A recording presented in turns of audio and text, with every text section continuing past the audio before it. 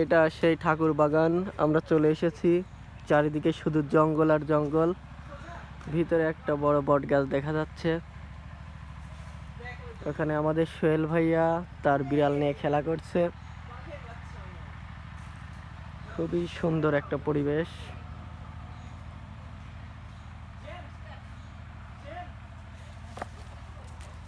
আমরা ধীরে ধীরে আরো এগিয়ে যাচ্ছি।